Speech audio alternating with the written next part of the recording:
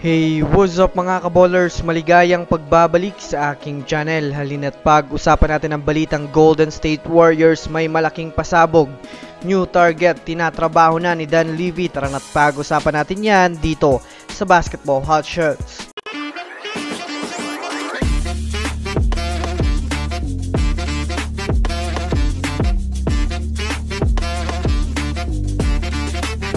Una nga muna tayong dumako mga kaballers sa balita patungkol sa hindi pa nga po mga kaballers solid 100% ang pinapakitang lakas ng USA ngayon.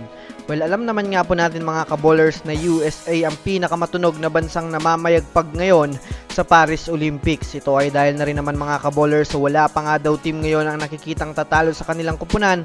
Bukod pa dyan, mga kaballers, marami nga pong bala ang team USA pagdating sa depensa at lalong-lalo na sa opensa. Ngunit kahit man nga po ganun mga kaballers ay marami pa ring mga eksperto ang nagsasabing hindi pa nga daw mga kaballers buong 100% ang kanilang lakas.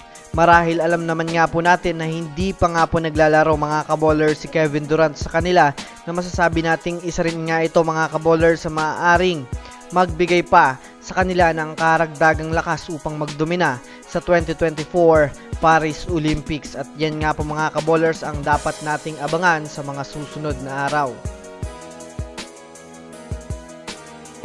Samantala, dumako naman tayo mga kaballers sa balita patungkol sa kupunan ng Golden State Warriors. Sa kasalukuyan nga po mga kaballers ay gumagalaw na nga itong si Mike Dunleavy Jr.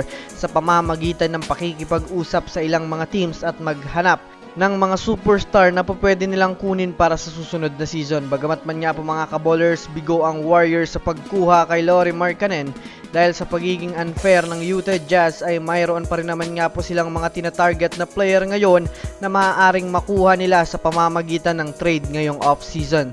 Sa pinakabagong balita nga po mga kaballers na inilabas ni Anthony Slater ng The Athletics ay kasalukuyan nga daw mga kaballers na hindi pa rin tinitigilan ni Mike Dunleavy Jr.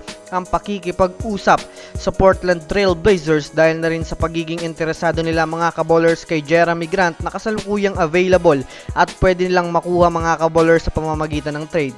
Na kung susumadayan nga natin mga kaballers, ito nga po mga kaballers ang nagiging option na ngayon ng Warriors sa pagkabigo nilang makuha si Lauri Markkanen. Abangan natin ito mga kaballers. So that's it for today's video mga kaballers. Yun lang ang ating pag-uusapan sa ngayon. Pindutin ang subscribe and hit nyo na rin ang notification bell para sa mga susunod na updates sa mundo ng basketball. Again, this is Basketball Hot Shots. Thanks for watching.